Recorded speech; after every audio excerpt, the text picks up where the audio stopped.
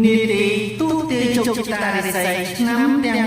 12រៀបចំកម្មវិធីដល់ខ្ញុំលោកគ្រូពិជ័យហារាកម្មាមិត្តសុកឧត្តមបាទនៅពេលនេះខ្ញុំលោកគ្រូពិជ័យហារាកម្មាមិត្តសុកឧត្តមសូមអោនកាយគ្រប់សម្ដេចទ្រង់អ្នកអង្គម្ចាស់អស់លោកគ្រប់ស្រទាប់វណ្ណៈជាពិសេសពុកម៉ែអ៊ំពូមីបងប្អូនបាទរយៈកាលពីមួយថ្ងៃទៅមួយថ្ងៃពីមួយសប្តាហ៍ទៅមួយសប្តាហ៍ពីមួយខែទៅមួយខែនីតិយើងបានទទួលនៅការសរសើរ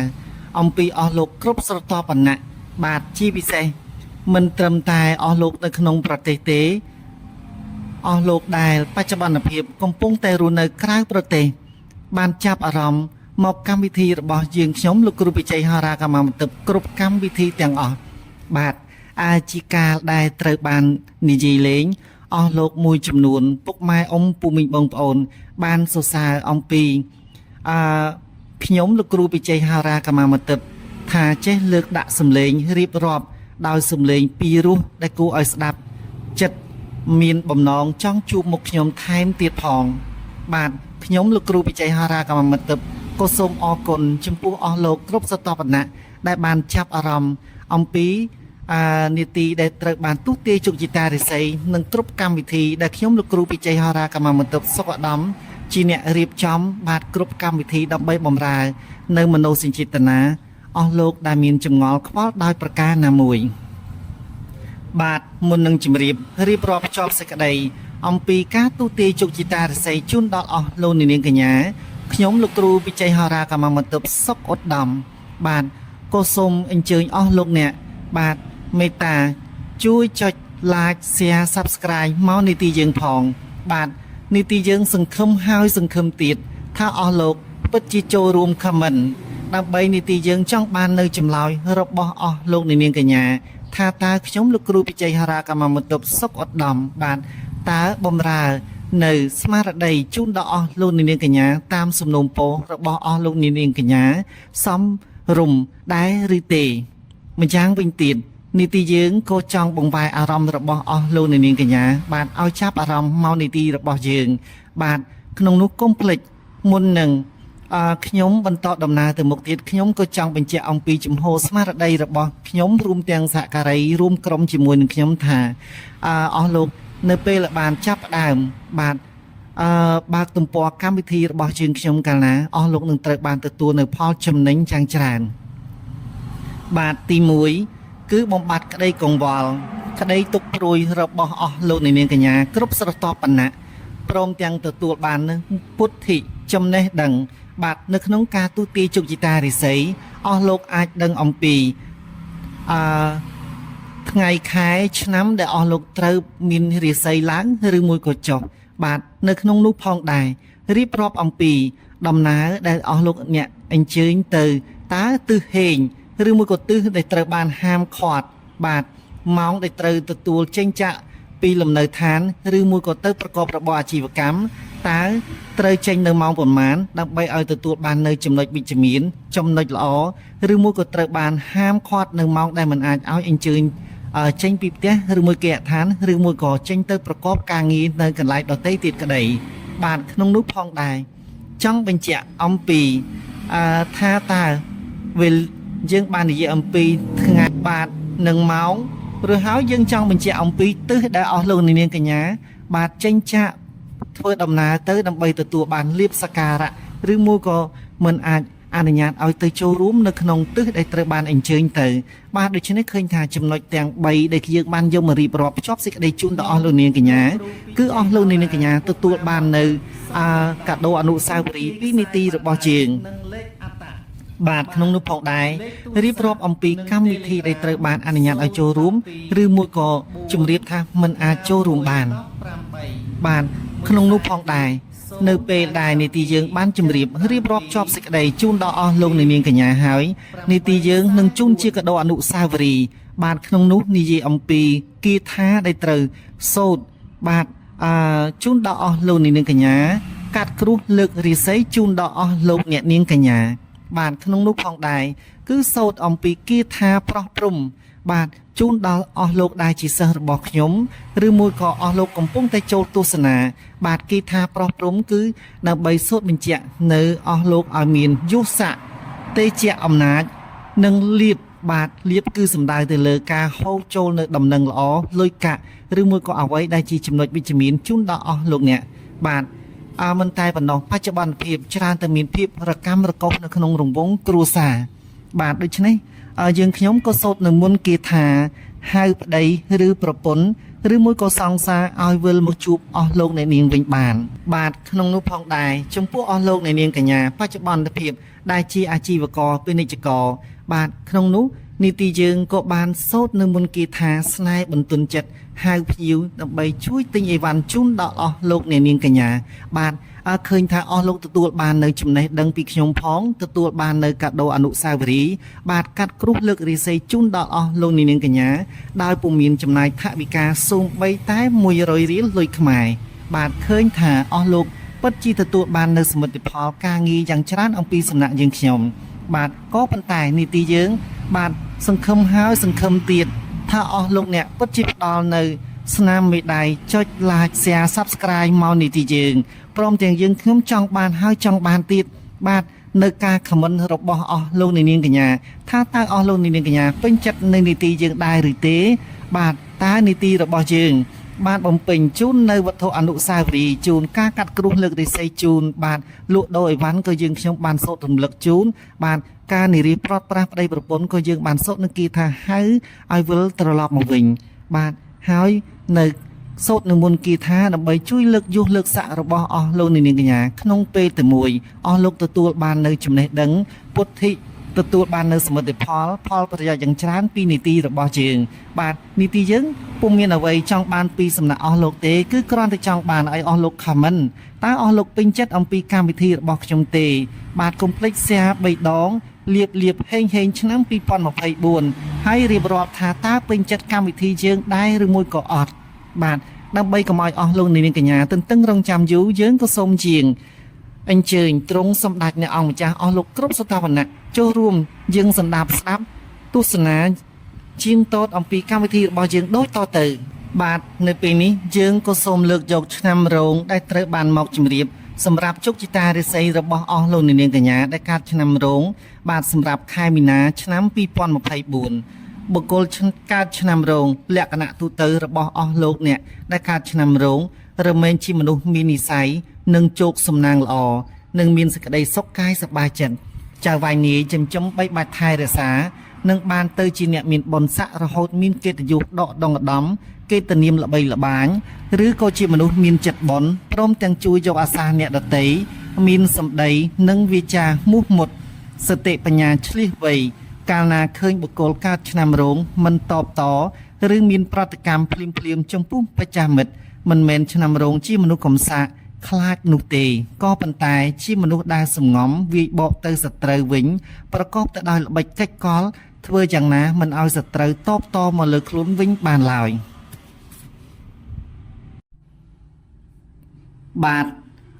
ឆ្នាំរោងនេះឆ្នាំ2023បើជាស្ត្រីច្រើនតែមានបញ្ហាចំនួនដោយសារពាក្យសម្ដីបាទជារួមឆ្នាំរោងនៅក្នុងឆ្នាំ2023មានវិបត្តិហេរញ្ញវត្ថុយ៉ាងច្រើនប៉ះពាល់ដល់សតិអារម្មណ៍ឆ្នាំរោងខ្លះត្រូវបានប្តីឬមួយក៏ប្រពន្ធមិនត្រូវគ្នាត្រូវចោះចោលផ្ទះសម្បែងឬមួយក៏ត្រូវបែកគ្នាឃ្លៀតគ្នាមួយរយៈបាទជាពិសេសច្រើនតែមានអ្នកដទៃចាក់រុកឆ្កឹះឆ្កៀលធ្វើឲ្យសង្គមគ្រួសាររស់នៅមិនបានចុះសម្រុងជាមួយគ្នាបាទក៏ប៉ុន្តែនៅក្នុងឆ្នាំ2024នេះរាសីឆ្នាំរោងរបស់អស់លោកនាងកញ្ញាជាពិសេសសម្រាប់ខែមីនាឆ្នាំ2024នេះគឺត្រូវទទួលបាននៅរាសីល្អបង្គួរបាទយើងខ្ញុំលោកគ្រូពិជ័យហារាកម្មាមិត្តសុខឧត្តមសូមចូលរួមអបអរសប្បាយចិត្តជាមួយអស់លោកនាងកញ្ញាដែលកើតឆ្នាំរោងមានរាសីល្អបង្គួរសម្រាប់ប្រចាំនៅខែមីនាបាទចូលមកដល់ក្នុងឆ្នាំថ្មីនេះក្នុងខែមីនានេះអស់លោកអ្នកនឹងមានផលកុសលលៀបដំណឹងល្អគួរជាទីពេញចិត្តបាទបើចង់លក់ដូរឬមួយក៏បញ្ចេញរបស់ឬមួយក៏វត្ថុគឺអាចសម្រេចបាននៅចុងខែកាលពីខែកុម្ភៈកន្លងមកស្ត្រីខ្លះគឺត្រូវបានប្តីសុំលែងដែរក៏អាចថាបានដែរ បាទក៏ប៉ុន្តែនៅពេលពាក់កណ្ដាលខែមីនានេះគឺទុកសោកបានស្បោយច្រើនបាទសូមជម្រាបនៅក្នុងខែមីនាឆ្នាំរោងត្រូវបានរាសីល្អបង្គួរយើងខ្ញុំបានជម្រាបហើយខ្ញុំលោកគ្រូបច្ចេកហារាកម្មបន្ទប់សុខដំក៏សូមជម្រាបថារាសីឆ្នាំរោងរបស់អស់លោកនាងកញ្ញាគឺរាសីល្អបង្គួរបាទរីឯថ្ងៃដែលត្រូវបានទទួលនៅលៀបសក្ការៈថ្ងៃហេងដែលពេលយើងចេញធ្វើដំណើរទៅរស់ស៊ីឬមួយក៏ទៅប្រកបការងារណាជួញដូរឬមួយក៏ទំនាក់ទំនងដោយប្រការណាមួយគឺថ្ងៃច័ន្ទបាទថ្ងៃដែលត្រូវបានហាមឃាត់គឺថ្ងៃសៅរ៍រីឯម៉ោងហេងគឺម៉ោង7:29នាទីពេលព្រឹកបាទឬមួយក៏ពេលថ្ងៃត្រង់គឺម៉ោង3:33នាទីពេលរាត្រីបាទគឺម៉ោង8:19នាទីបាទចំពោះនៅពេលថ្ងៃត្រង់បាទគឺត្រូវបានហាមឃាត់នៅម៉ោង12គឺពុំអាចចាកចេញពីលំនៅឋានឬមួយក៏គេអដ្ឋានឬមួយក៏ទីកន្លែងណាមួយដើម្បីធ្វើដំណើរឆ្ពោះទៅទំនាក់ទំនងការងារអ្វីមួយគឺពុំបានសមប្រកបទេទិសដែលអស់លោកនាងកញ្ញាប្រាថ្នាស្វែងរកលៀបសក្ការៈបាទគឺទិសហេងទិសលៀបគឺសូមអញ្ជើញធ្វើដំណើរឆ្ពោះទៅទិសខាងកើតក៏ប៉ុន្តែត្រូវបានហាមឃាត់មិនឲ្យធ្វើដំណើរនៅទិសខាងជើងបាទនៅក្នុងការដែលយើងចង់ទៅអញ្ជើញទៅចូលរួមប្រស្រ័យតាក់ទងការងារណាដែលសំខាន់បាទគឺទិសខាងជើងមិនត្រូវបានអនុញ្ញាតធ្វើដំណើរទេក៏ប៉ុន្តែអស់លោកប្រកាសជាឆ្ងល់ថាចុះបើខ្ញុំត្រូវមានទំនាក់ទំនងជាមួយនឹងបាទបុគ្គលដែលត្រូវបាននៅទិសខាងជើងនឹងហើយបាទហើយឬមួយក៏សាលាយើងនៅកន្លែងហ្នឹងឬមួយក៏កន្លែងប្រឡងនៅកន្លែងហ្នឹងឧទាហរណ៍ណាបាទបើយើងមិនឲ្យទៅអញ្ចឹងមានតែយើងកុំទៅប្រឡងឬមួយក៏មិនអាចធ្វើដំណើរទៅបានបាទដូច្នេះយើងខ្ញុំលោកគ្រូបច្ចេកហារាកម្មាបន្ទប់មានមធ្យោបាយមួយថ្មីដែលអាចធ្វើឲ្យអស់លោកនាងកញ្ញាអញ្ជើញទៅទិសខាងជើងបានបាទមានចំណោទតែងតែមានដំណោះស្រាយបាទមាន problem តែងតែមាន solving បាទ resolve បាទដូច្នេះបាទយើងត្រូវតែមានការឧបកិច្ចយើងដឹងថាទិសនឹងទៅមិនបានទេទិសខាងជើងក៏ប៉ុន្តែមុននឹងយើងបោះជំហានទៅទិសខាងជើងគឺយើងត្រូវធ្វើដំណើរឆ្ពោះទៅទិសខាងកើតជាមុនសិនបាទបោះជំហានចាក់ចេញពីលំនៅឋាននៅចំនួនជំហានបាទ9ជំហានបាទមុននឹងយើងធ្វើដំណើរឥឡូវឧទាហរណ៍ថាឥឡូវខ្ញុំលើកឧទាហរណ៍ថាយើងត្រូវចេញទៅប្រឡងចោះឧទាហរណ៍ថាសិស្សណាបាទខ្ញុំអត់ដឹងថាលោកត្រូវប្រឡងខាងមុខជាអីទេតែខ្ញុំចង់និយាយអញ្ចឹងដើម្បីឲ្យជាការយល់ឬមួយក៏យើងមាន office នៅខាងហ្នឹងឬហើយយើងគេមិនឲ្យយើងទៅអញ្ចឹងមានតែយើងអត់ទៅធ្វើការក្នុងថ្ងៃច័ន្ទហ្នឹងមែនទេពីបើព្រោះថាថ្ងៃសៅរ៍ហ្នឹងជួនកាលថ្ងៃសៅរ៍គេអត់ធ្វើការទេតែកន្លែង micro finance ខ្លះគេតម្រូវឲ្យយើងទៅជួយការងាររបស់គេនៅក្នុងថ្ងៃសៅរ៍ដែរបាទដូច្នេះយើងដែលខាតត្រូវទៅរួចចុះបើយើងស្ដាប់ខ្ញុំលោកគ្រូបច្ចេកហារាកម្មាបន្ទប់ថារួចចុះបើលោកគ្រូអត់ឲ្យទៅទិសខាងជើងហើយប៉ះថ្ងៃសៅរ៍ទៀតបាទអញ្ចឹងយើងមានតែត្រូវមេមិនណូតយើងបាទឬមួយក៏មានអាការៈណាមួយគេធម្មតាទេគេជាមេឬមួយក៏ថ្នាក់ដឹកនាំបាទយើងបានព្រមីសជាមួយគេហើយសន្យាជាមួយគេហើយយើង point the time បាទយើងបានណាត់គេហើយហើយគេរងចាំយើងអត់តង់ដេយើងបាទដូច្នេះយើងបែរជាមិនទៅដែលយើងយកខ្ញុំជាលោកគ្រូបច្ចេកហារាកម្មាបន្ទប់បាននិយាយថាលោកគ្រូបានហាមផ្ដាច់មិនឲ្យទៅក្នុងថ្ងៃសៅរ៍ទេហើយនៅទិសខាងជើងបើយើងបានសន្យាជាមួយមេហើយទើបតែបានស្ដាប់ឮសំឡេងខ្ញុំរីខផ្ញើជូនទៅតាមរយៈ YouTube ដូច្នេះធ្វើឲ្យលោកនឹងមានអារម្មណ៍រាយក្នុងចិត្តបាទខ្ញុំលោកគ្រូបច្ចេកហារាកម្មាបន្ទប់គឺជាគ្រូពេទ្យជំនាញខាងចិត្តសាស្ត្រជូនដល់អស់លោកនាងកញ្ញាទាំងផ្នែកវិទ្យាសាស្ត្រក៏ខ្ញុំបានរៀនទៅអង្គ Family Data បាទខ្ញុំមិនមែនជាបុគ្គលគ្រាន់តែយើងជាលោកគ្រូហុងស៊ុយទេបាទខ្ញុំសូមបើកជីវប្រវត្តិខ្ញុំបន្តិចខ្ញុំគឺជាបាទអ្នកបញ្ចូលសំឡេងនៅក្នុងខ្សែភាពយន្តបាទជាអ្នកដែលបញ្ចូលសំឡេងនៅក្នុងល្ខោននិយាយជាពិធីករជាអ្នកនិពន្ធបទចម្រៀងបាទទំនុកចម្រៀងបាទខ្ញុំបាននិពន្ធបទចម្រៀងចំនួនជាង400បទអស់រយៈកាលប្រហែលជាជិត10ឆ្នាំកន្លងមកនេះដែលខ្ញុំរក្សាចម្រៀងរបស់ខ្ញុំទុកមិនទាន់បានជូនទៅអស់លោកណាដែលត្រូវបានច្រៀងនៅចម្រៀងរបស់ខ្ញុំទេបាទខ្ញុំជាអតីតគ្រូបង្រៀនជាអតីតគ្រូពេទ្យបាទដូច្នេះខ្ញុំមានចំណេះខ្ញុំយ៉ាងច្រើនជូនទៅអស់លោកនាងកញ្ញា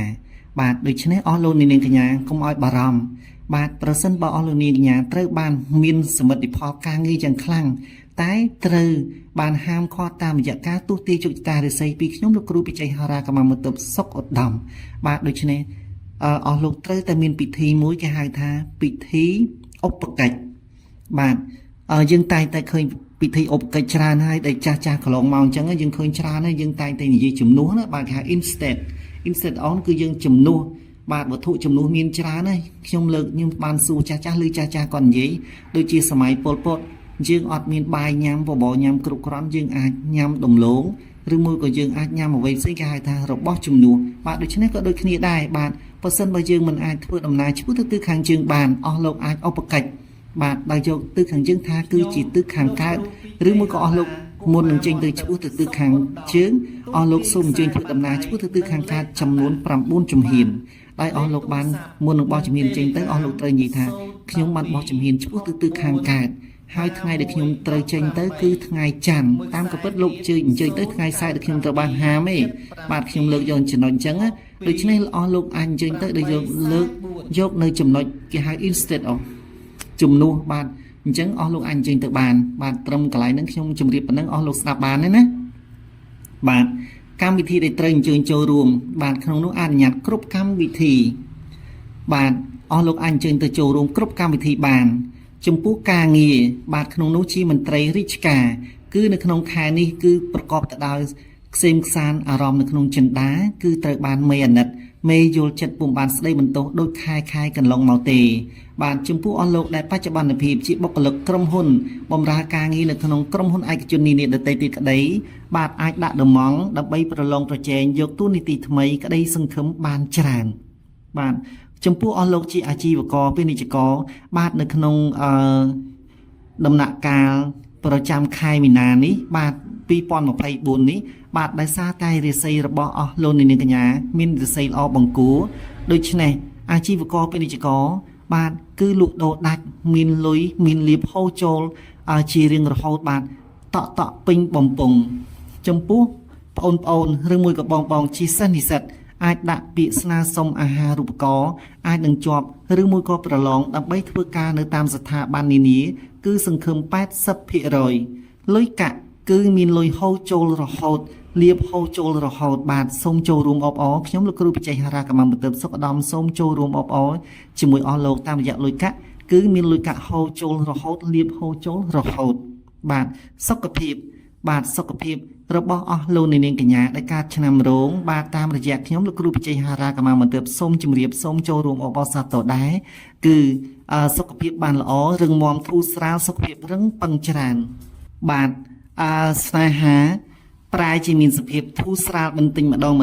ងរហូតដល់ត្រូវតម្រូវថាយល់ចិត្តថ្លើមគ្នាជួនកាលបាត់មុខគ្នាសឹងតែពុំបានទៀតផងបាទចំពោះបងប្អូនយុវវ័យដែលនៅក្នុងថេរវេលាឆ្នាំ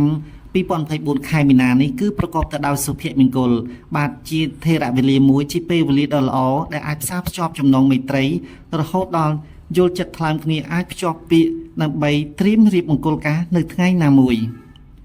បាទរីឯដំណើរកំសាន្តសុខសាន្តផ្លូវចិត្តក៏ប៉ុន្តែ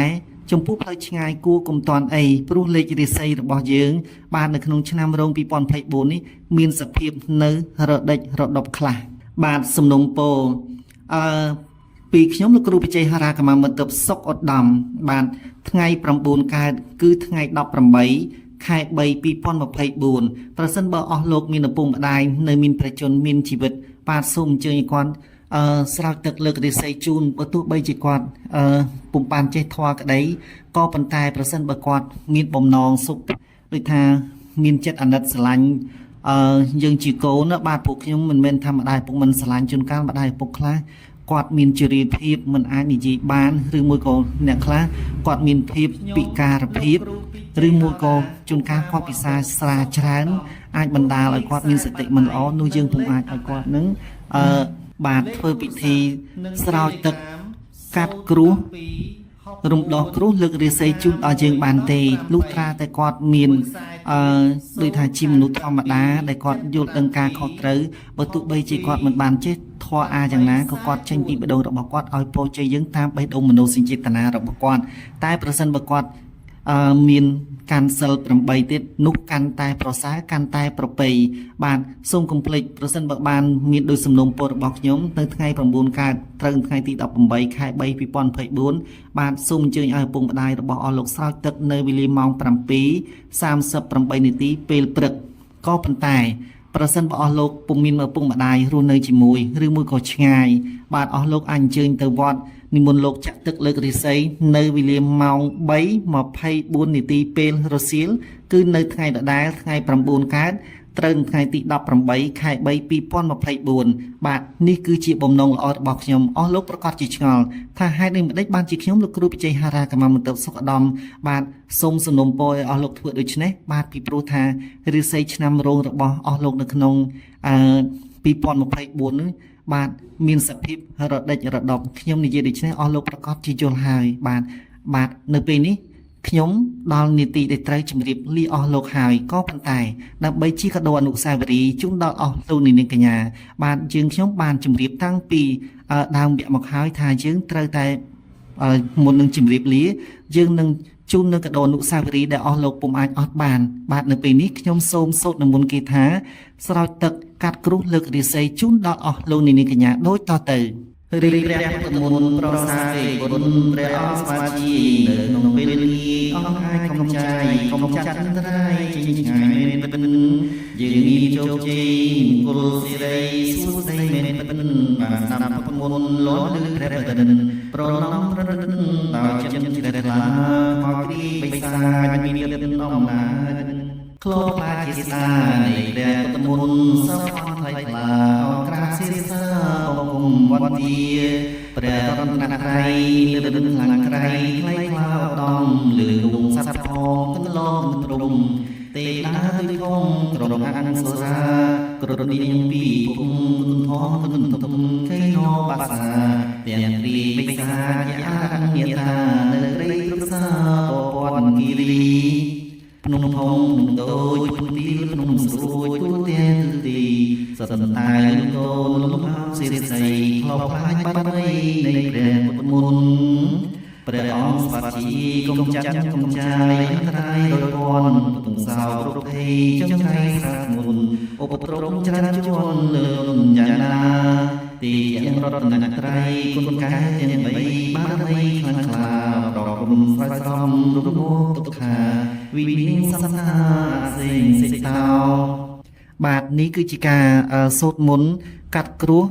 រំដោះគ្រោះលើករាសីជូនដល់អស់លោកនាងកញ្ញានៅពេលនេះសូមយាងសម្ដេចទ្រង់អាយដាមទទួលនៅការដែលយើងខ្ញុំលោកគ្រូពិជ័យហារាកម្មាមន្ទិលសុខឧត្តមបាទសូត្រនិមន្តគាថាជូនដល់អស់លោកនាងកញ្ញាជាបន្តទៀតខ្ញុំលោកគ្រូពិជ័យហារាកម្មាមន្ទិលសុខឧត្តមសូមសូត្រនៅមន្តគាថាប្រោះព្រំជូនដល់សិស្សរបស់ខ្ញុំទាំងអស់ដែលបានស្គាល់ខ្ញុំឬមួយក៏អស់លោកកំពុងតែយាងអញ្ជើញចូលទស្សនានៅកម្មវិធីទូទាយជោគជតារិស័យទាំង12ពីខ្ញុំលោកគ្រូពិជ័យហារាកម្មាមន្ទិលដូច្នេះសូមអញ្ជើញទទួលស្ដាប់នៅការសូត្រមន្តគាថាប្រោះព្រំដើម្បីក្នុងនោះផងដែរគឺចង់សម្ដៅឲ្យមានយុស័ក្តិទេជាអំណាចលៀបលុយហូរចូលគ្រប់ទិនទិវីរិត្រីបាទដល់ពេលនេះសូមយើងស្ដាប់ដូចតទៅអនន្តៈសិរីអនន្តៈយុសាអនន្តៈរូបាសិទ្ធិកិច្ចចាសិទ្ធិកម្មសិទ្ធិតថាកតោអន្តិសិរីអន្តិយសន្តិរូបាសិទ្ធិកិច្ចចាសិទ្ធិកម្មសិទ្ធិតថាកតោអន្តិសិរីអន្តិអនន្តៈយុសាអនន្តៈរូបាសិទ្ធិកិច្ចចាសិទ្ធិកម្មសិទ្ធិតថាកតោអនន្តៈសិរីអន្តៈយុសាអនន្តៈរូបាសិទ្ធិកិច្ចចាសិទ្ធិកម្មសិទ្ធិតថាកតោអនន្តៈសិរីអនន្តៈយុសាអនន្តៈរូបាសិទ្ធិកិច្ចចាសិទ្ធិកម្មសិទ្ធិតថាកតោអនន្តៈសិរីអនន្តៈយុសាអនន្តៈរូបាសិទ្ធិកិច្ចចាសិទ្ធិកម្មសិទ្ធិតថាកតោអនន្តៈសិរីអនន្តៈយុសាអនន្តៈរូបាសិទ្ធិកិច្ចចាសិទ្ធិកម្មសិទ្ធិតថាកតោអនន្តៈសិរីអនន្តៈយុសាអនន្តៈរូបាសិទ្ធិកិច្ចចាសិទ្ធិកម្មសិទ្ធិតថាកតោបានខ្ញុំលោកគ្រូពិជ័យហារាកម្មាមន្ទិលសុខឧត្តមបាទសូមសូត្រនៅមន្តគាថាហៅប្តីឬមួយក៏ប្រពន្ធឬមួយក៏សង្សារឲ្យវិលមកជួបអស់លោកអ្នកវិញបាទសូមអញ្ជើញបាទវិលមកផ្ទះវិញដូច្នេះខ្ញុំសង្ឃឹមថាគាថាមួយនេះប្រកាសជាអស់លោកអ្នកបាទដែលត្រូវបាត់ ប្តីបាត់ប្រពន្ធឬមួយក៏សង្សារពិតជាសប្បាយចិត្តនៅពេលដែលខ្ញុំបានជូនកាដូអនុស្សាវរីយ៍ជូនដល់អស់លោកអ្នកនាងកញ្ញាបាទដូច្នេះសូមយើងស្ដាប់ពីនីតិរបស់យើងជាបន្តទៀតមកវើយចំបៃមកវើយចំបានាងសម្បូរសក់ធំនាងខ្ញុំឈ្មោះនាងនាងព្រីតោខៀវនាងព្រីមុខស្នាមពាន់អ្នកចិត្តអារម្មណ៍ឲ្យនឹកឃើញដល់រូបខ្ញុំគ្រប់ពេលវេលាបើបងទៅឆ្ងាយឬអូនទៅឆ្ងាយសូមឆាប់វិលត្រឡប់មកវិញមកវើយមកណាមកអូនមកបងមានសតិស្វាហាយៈមកវើយចំបៃមកវើយចំបានាងសម្បូរសក់ធំនាងខ្ញុំឈ្មោះនាងរីនាងព្រីតោខៀវនាងព្រីមុខស្នាមពាន់អ្នកចិត្តអារម្មណ៍ឲ្យបងនឹកឃើញដល់ខ្ញុំគ្រប់ពេលវេលាឲ្យអូននឹកឃើញដល់បងគ្រប់ពេលវេលា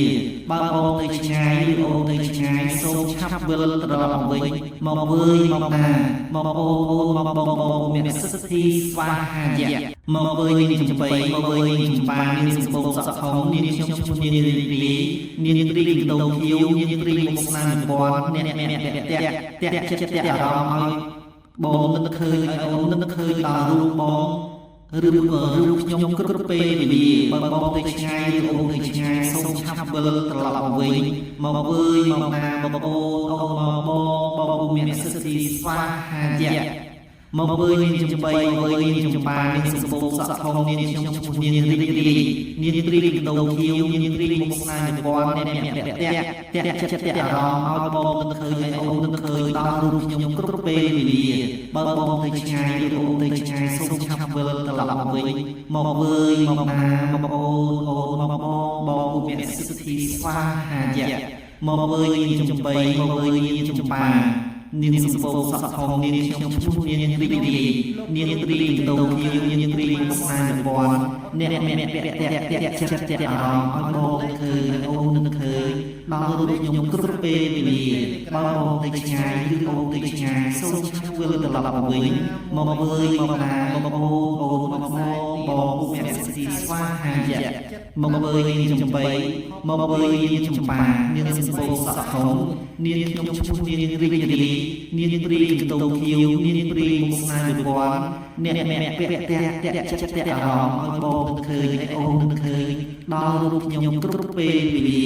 បើបងទៅឆ្ងាយឬអូនទៅឆ្ងាយសូមឆាប់វិលត្រឡប់មកវិញមកវើយមកណាមកអូនមកបងមានសទ្ធីស្វាហាយៈមកវើយចំបៃមកវើយចំបានាងសម្បូរសក់ធំនាងខ្ញុំឈ្មោះនាងរីនាងព្រីតោខៀវនាងព្រីមុខស្នាមពាន់អ្នកចិត្តអារម្មណ៍ឲ្យបងនឹកឃើញឲ្យអូននឹកឃើញដល់រូបខ្ញុំគ្រប់ពេលវេលាបើបងទៅឆ្ងាយឬអូនទៅឆ្ងាយសូមឆាប់វិលត្រឡប់មកវិញមកវើយមកណាមកអូនមកបងមានសទ្ធីស្វាហាយៈបាទនៅពេលនេះខ្ញុំលោកវិជ័យហារាបានទៅសូមជូននៅគិថាអនុស្សាវរីយ៍ជូនដល់អស់លោកនាងកញ្ញាមួយគិថាទៀតបាទគឺពិតជាមានអត្ថន័យខ្លឹមសារបាទសម្រាប់អស់លោកដែលជាអាជីវករពាណិជ្ជករគិថានេះគឺជាគិថាស្នេហ៍បន្ទន់ចិត្តហើយភ្ញៀវចូលទិញអីវ៉ាន់បាទឬមួយក៏មកជួបយើងក្នុងគោលបំណងដែលជួយយើងឲ្យបានមានយូរមានសក្តិភាពគង់ពោះមានរៀបសារនេះគឺជាគិថាស្នេហ៍បន្ទន់ចិត្តសាការលំថោបាទអូមានទុនមហាទុនពេលបានជួបបុកឮសំឡេងអញនិយាយអញហៅអញស្រែកសូមឲ្យអ្នកទាំងអស់ទុនចិត្តទុនទាំងប្រុសទុនទាំងស្រីទុនទាំងអស់មុខមន្ត្រីទុនទាំងព្រីក្បាល8ទុនទាំងបារមីគ្រប់អស់ទាំងនៅលើភពផែនដីនេះឲ្យចូលមកកកជួយទិញអីវ៉ាន់អញចូលចិត្តអញគុំបីខាងណាកែអើយគុំដើររំលងពីតូអញហាងរបស់អញផ្ទះរបស់អញណាកែអើយអូមានរលួយមហារលួយឲ្យនឹកឲ្យព្រួយនឹកឃើញតែឈ្មោះអញមួយព្រួយនឹករលឹករកអញគ្រប់ពេលវេលាគឺមានបំណងចង់ជួយឧបត្ថម្ភអញអាណិតស្រឡាញ់អញអូមានសទ្ធីស្វាហាយៈណាកែអើយអូមានទុនមហាទុនពេលបានជួបមុខឬមួយក៏លើសូរសំឡេងរបស់អញនិយាយអញហ ហើយអញស្រែកសូមឲ្យអ្នកទាំងអស់ទូលចិត្តទូលទាំងប្រុសទូលទាំងស្រីទូលទាំងអស់មុខមន្ត្រីទូលទាំងទីក្បាល8ទូលទាំងបារមីទាំងនៅលើអាកាសវិហារនៅលើភពផែនដីឲ្យជួបមកកកជួយទីនិវត្តអញចូលចិត្តអញកុំបីខានកែអើយសូមដើររំលងវិតោអញហារបស់អញផ្ទះរបស់អញណាកែអើយអូមានរលួយហារលួយឲ្យនឹកឲ្យព្រួយនឹកឃើញតែឈ្មោះអញមួយព្រួយនឹករលឹករកអញគ្រប់ពេលវេលាគឺមានបំណងចង់ជួបឧបត្ថម្ភអញអាណិតស្រណោះស្រឡាញ់អញអូមានសិទ្ធិស្វាយជាណាកែអើយអូមានទូលមហាទូលពេលបានជួបមុខលឺសំឡេងអញនិយាយអញហៅអញស្រែកសូមឲ្យអ្នកអស់ទូលចិត្តទូលទាំងប្រុសទូលទាំងស្រីទូលទាំងអស់មុខមន្ត្រីទូលទាំងទីក្បាល8ទូលទាំងបារមីលើអាកាសវិហារនៅលើផែនពុស្ទីឲ្យជួបមកកកជួយទីបានអញចូលចិត្តអញកុំបីខានកែអើយសូមគុំតារំលងពីតោរបស់អញហារបស់អញផ្ទះរបស់អញណាកែអើយអូមានរលួយមហារលួយឲ្យនឹកឲ្យព្រួយឲ្យនឹកឃើញតែឈ្មោះអញមួយព្រួយនឹករលឹករកអញគ្រប់ពេលវេលាគឺមានបំណងចង់ជួបចង់ជួយឧបត្ថម្ភអញឲ្យអាណិតសំណោះអញអូមានសិទ្ធិស្វាយណាកែអើយបាទមុនគាថាទាំង5គាថានេះខ្ញុំបានសូត្រទី1រំដោះគ្រោះលើករាសីជូនដល់អស់លោកអ្នកនាងកញ្ញាបាទបន្ទាប់មកគឺសូត្រនៅគាថាប្រោះព្រំបាទប្រសិទ្ធពរជ័យសិរីសួស្តីជូនដល់អស់លោកអ្នកគ្រប់សតបណៈឲ្យមានយុស័កទេជាអំណាចលៀបសការៈលៀបហូរចូលគ្រប់ទិនទីវីរាត្រីបាទក្នុងនោះផងដែរខ្ញុំបានសូត្រនៅគាថាហៅនៅប្តីឬប្រពន្ធឬមួយក៏សង្សារឲ្យវិលមកជួបគ្នាវិញនាពេលដ៏ឆាប់ខាងមុខនេះក្នុងនោះផងដែរក៏បានសូត្រនៅមុនគាថាស្នេហ៍បន្ទន់ចិត្តបាទចំពោះអស់លោកអាជីវករពាណិជ្ជករសូមឲ្យអស់លោកជួបប្រទះតែនឹងសេចក្តីសុខចម្រើនរុងរឿងគឺយើងខ្ញុំបានសូត្រនៅមុនគាថាបាទរំលឹកឬមួយក៏និមន្តអញ្ជើញព្រាយកន្តោងខៀវបារមីទាំងនៅលើអាកាសវិហារឲ្យជួយមកប្រសិទ្ធពរជ័យសិរីសួស្តីបន្ទន់ចិត្តទាំងមុខមន្ត្រីទាំងអស់បាទឲ្យយោងយាងជួយកាន់រងមុខរងខ្នងអស់លោកឲ្យមានមហិទ្ធិឫទ្ធិមានមុនស្នេហ៍ដ៏ស័ក្តិសិទ្ធិសម្ដីនិយាយពេលណាឲ្យគេស្ដាប់គេអាណិតគេស្រឡាញ់គេចូលចិត្តបាទនេះគឺជាអំណាចអនុស្សាវរីយ៍របស់ខ្ញុំលោកគ្រូពិជ័យហោរាកម្មមិត្តសុកឧត្តមបាទនៅពេលនេះខ្ញុំលោកគ្រូពិជ័យហោរាកម្មមិត្តសុកឧត្តមក៏បានដល់នីតិដែលត្រូវបញ្ចប់លីអស់លោកនាងកញ្ញាហើយក៏ប៉ុន្តែមុននឹងជម្រាបលាខ្ញុំលោកគ្រូពិជ័យហោរាកម្មមិត្តសុកឧត្តមបាទសូមសំណូមពរប្រសិនបើអស់លោកនាងកញ្ញាមានបំណងចង់ឲ្យខ្ញុំបាទទោះទីជោគជតារិស័យផ្ទាល់ខ្លួនក្តីឬមួយក៏ធ្វើកម្មវិធីដោយប្រការណាមួយក្តីកុំភ្លេចលេខទូរស័ព្ទភ្ជាប់ Telegram 012 645118មួយខ្សែទៀត097 77 62 844បាទ